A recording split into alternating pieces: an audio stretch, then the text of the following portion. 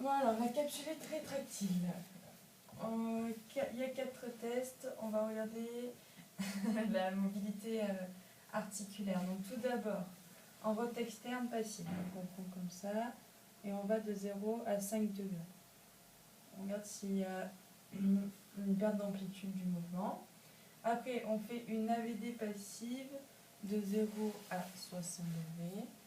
0 à 60 degrés. Okay. On regarde s'il y a une amplitude pareil. Voilà. Après, patient assis, donc on peut le faire en assis. Tu fais une flexion à 100 degrés. Tu arrives là. Scheiße. Et le dernier test, donc coude au corps, on va faire une rotation interne et on va mettre la main derrière le dos et voir jusqu'à où le pouce arrive par rapport aux vertèbres. En général, il n'est pas possible d'aller plus haut que la poche du pantalon. Là.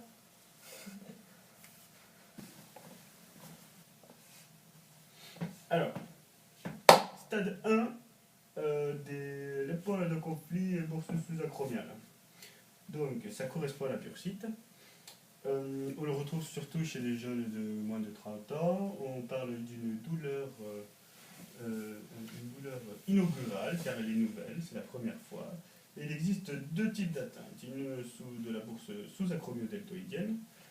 Et dans ce cas, c'est un conflit antéro-supérieur. Et la bourse sous-coracoïdienne, dans le cas où on parle de conflit antéro-alterne. Très bien. Les bourses sont gonflées, elles sont chaudes, elles sont rouges.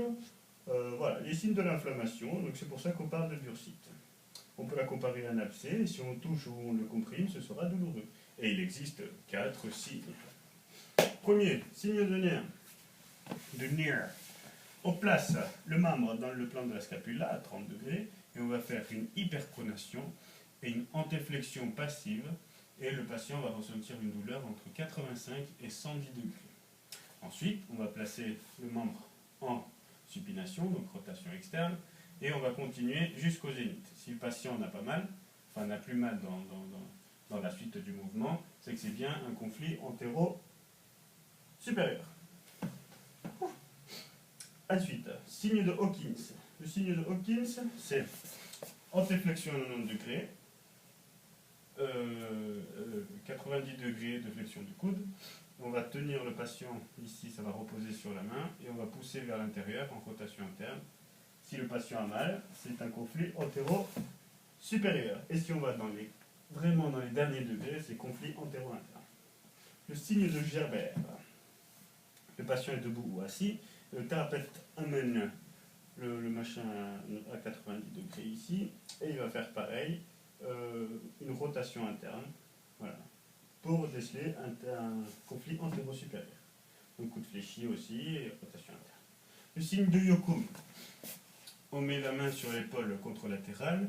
Pour retenir Yokum, on imagine ici un Y. Voilà, très bien. Et on va faire une élévation passive du coude du patient jusqu'à l'horizontale. S'il a mal, c'est un conflit antéro-supérieur, et on peut quand même continuer un tout petit peu plus pour qu'il ait encore plus mal, et voilà, et rire un peu. Donc l'objectif ici en général, c'est mettre la coiffe des rotateurs en conflit et provoquer une douleur. Le dernier test, c'est l'adduction forcée, ou le cross-arm test, où on va prendre le bras du patient comme ceci et effectuer une ADD maximale, comme ça. Donc si nous avons mal au niveau du sillon pecto-pectoral, ça signe un conflit antéro-inférieur. Si c'est l'articulation acromoclaviculaire, par compression aussi, ou ça peut être une douleur de type tendinopathie à la face postérieure, car il y a mise en tension du petit rond et du sous-épineux. Voilà, stade 2. Donc, on parle du stade 2 du conflit sous-coraco-acromial, c'est-à-dire les tendinopathies. C'est en général chez les sujets plus âgés que le stade de 1, donc supérieur à 30 ans. Donc en moyenne, ils ont 40 à 45 ans. Donc on peut avoir différents conflits. le conflit antéro-interne qui atteint le sous-scapulaire, le conflit antéro-supérieur qui atteint le sus-épineux, le petit rond ou sous-épineux.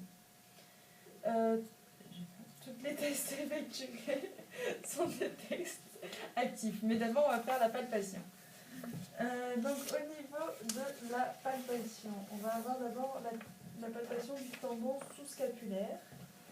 Donc le patient pose sa main sur sa cuisse, comme ça. On va regarder où se trouve le processus coracoïde qui est ici. On le voit bien, là, il y a un petit C. On palpe le processus coracoïde, on marque que c'est le processus coracoïde. Après, on palpe le troquin, qui est la petite tubérosité.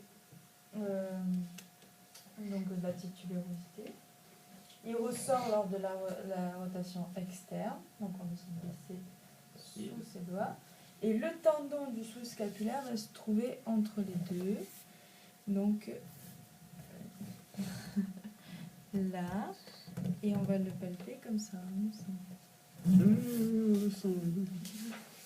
Après, le tendon de la longue portion du biceps. On va palper, donc on va regarder où se situe l'acromion. On peut dessiner là. On le voit pas. Là. On va aller sur le bord externe de l'acromion, qui est ici. On va repérer le trochitaire qui est en dessous du bord externe de l'acromion, donc c'est la grosse tubérosité. Pareil, si on fait une rotation externe, on va la sentir glisser, mais un peu moins que le troquin. Et puis on va aller palper la coulisse bicipitale, et dans cette coulisse, on va trouver le tendon du biceps, de la longue portion du biceps. On va s'en... Voilà. Après, le tendon du sus-épineux. On place donc le bras derrière le dos de manière à dégager le tendon. Je me place toujours derrière. Je vais accrocher, mettre mes doigts en crochet. Et donc, d'abord, on palpe le bord antéro-externe de l'acromion. Et on descend vers le trochitaire où il va s'insérer, donc là. Et on fait, normalement, il est dessus et on le sent bien. Voilà. Donc pour tester le sus-épineux, il y a 3 tests. Le signe de Job. Donc le patient est assis, moi je me place derrière lui. Tu places ton bras dans le plan de l'omoplate, donc à 30 degrés, comme ça. Et je vais demander une adduction, donc de monter les bras, contre résistance. Voilà. Donc s'il y a une douleur, c'est que ce test est positif. Et donc le sus-épineux, il ne faut pas oublier que c'est le starter de la douleur. Après on a le Yukum en actif, donc c'est le même principe que le Yukum pour le test de la bursite. On met la main du patient sur son épaule opposée. On va lui demander de monter son bras et ça, je vais mettre une résistance. Voilà, donc pareil, si douleur, test positif. Après, on va faire le palm-up test. Donc le patient a ses bras toujours à 30 degrés. En fait, c'est le job, mais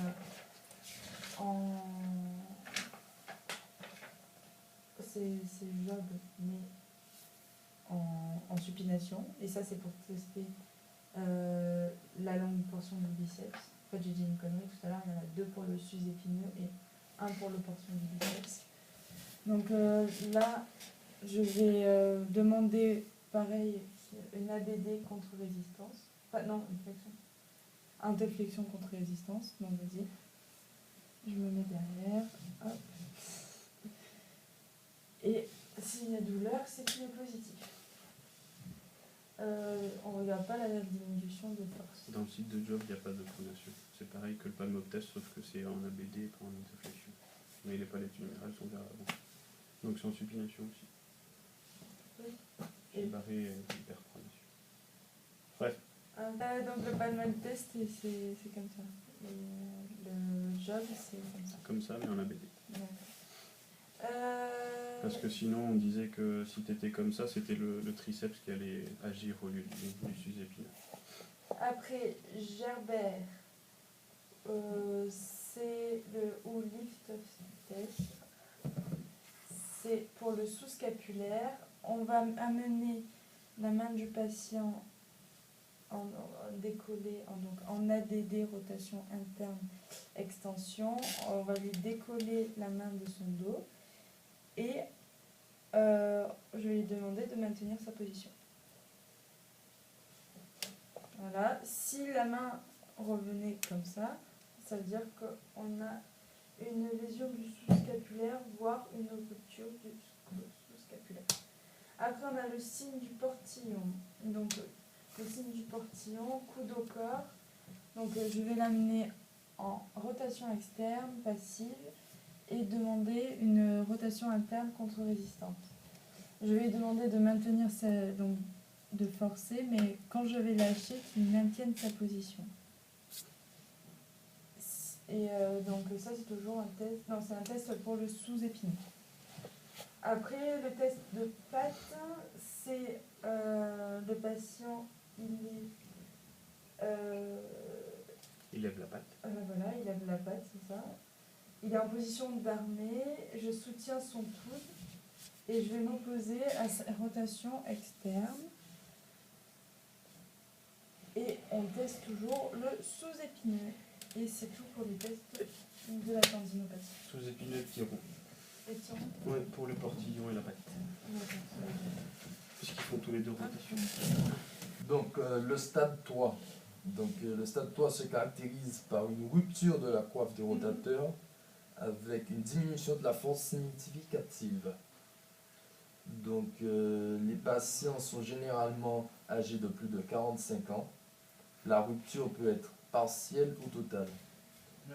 Les tests seront les mêmes qu'au stade 2, mais cette fois-ci on cherchera une douleur avec perte de vitesse. Cette perte de force sera due soit à un problème neurologique de type tronculaire, soit de type radiculaire. Nous allons retenir deux signes caractéristiques à ce stade que l'on trouve chez les personnes âgées. Donc le signe de Cléon. Donc je vais demander au patient de porter un objet à la bouche. Si le patient cherche à compenser en faisant une flexion-abduction au niveau de l'épaule, on dira que le signe est positif. Le deuxième test sera le signe d'une épaule pseudo-paralytique, où on va demander une élévation du bras en flexion. Et si le test est positif, le patient cherchera à compenser en faisant une élévation du moignon de l'épaule et une flexion. Voilà. C'est bon, tu as déjà... Au niveau des instabilités, tout d'abord on fait les tests d'appréhension. Donc l'armée en station assise. Donc il fait son mouvement d'armée. Moi je vais mettre ma main interne au niveau de son omoplate, ma main externe au niveau de son poignet. Et hop, je vais regarder l'appréhension. Voilà. Après la même, mais en décubitus dorsal, donc je touche. Je vais mettre sa main comme ça, ma main sur son omoplate, et pareil, hop, oh, ça a craqué. Et je regarde. Ah putain, le signe fonctionnel décrit par le patient, ça c'est les tests d'appréhension. Après on a les tests de laxité, donc c'est des signes cliniques objectivés par le thérapeute qui apprécie le tiroir et la nature de l'arrêt. Donc on fait Rockwood. Rockwood, c'est on va chercher le tiroir antérieur. Donc j'attrape sa tête humérale, comme ça. Et hop, on va dans ce mouvement-là et on va apprécier l'arrêt, s'il est dur ou... Et là, il est quoi? Il est bon, et c'est ce qu'il faut. mets-toi debout. On va faire la même, mais le patient sera en fente avant. Je me positionne comme ça, pareil. Il peut se stabiliser aussi. Je tiens sa tête humérale et hop, ça va être aidé par la pesanteur, donc c'est plus facile. Comment ça s'appelle? Ça c'est Rodino, c'est le même que Rockwood sauf en droite latérale. Après on va avoir le signe du tiroir antérieur, donc toi tu t'assois là. Moi je me mets à l'opposé et hop, je vais tester le tiroir antérieur et postérieur. Et après on a le tiroir inf. Donc ma main en contre-appui ici, ma deuxième main qui va se placer au niveau du coude. Et hop, on va tirer et on va regarder le type d'arrêt. Voilà. Syndrome de défilé thoraco-brachial ou voilà. ou de traversée thoracique ou scapulo-thoracique ou cervico-scapulo-thoracique.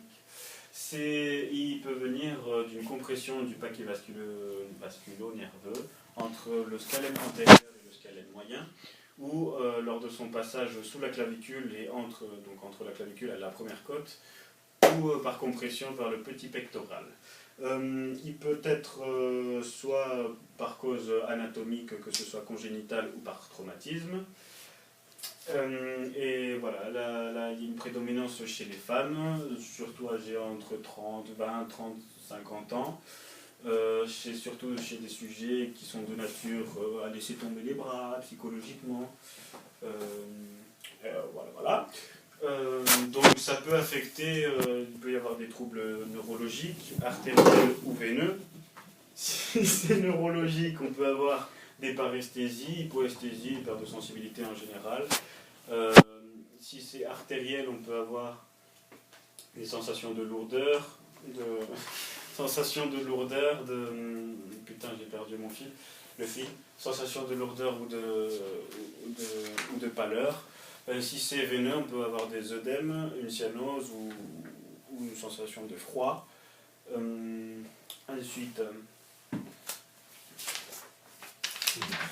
où suis-je? Voilà ça. Ah oui, après c'est les tests. Donc, pour les tests, il y a le stress test de Ross. Donc on va passer le patient, que ce soit assis ou debout, et on va le mettre en position de chandelier, donc les épaules à 90 degrés et les coudes aussi. Et on va lui demander de faire des flexions-extensions des doigts. Voilà, comme ça, suivi. Et donc si c'est entre 10 et 30 mouvements qu'on commence à avoir des signes, ça va être plus neurologique. Si c'est entre 20 et 50 mouvements, ça va être des signes artériels. Et si c'est entre 40 et 75 mouvements, ça va être des signes veineux. Voilà. Après, on a un deuxième test, c'est le test d'Hudson. Donc on va demander au patient de faire une abduction totale avec son bras lésé. Une abduction totale avec son bras lésé, avec une rotation externe. Voilà. Et on va lui demander de faire une extension de la tête, donc lever le menton, et ensuite tourner la tête du côté du bras lésé. Voilà, comme ça. Et donc le thérapeute va venir prendre le pouls radial avec les deux doigts, pas avec le pouce, avec les deux doigts. Et c'est une disparition du pouls. Voilà. Il a disparu.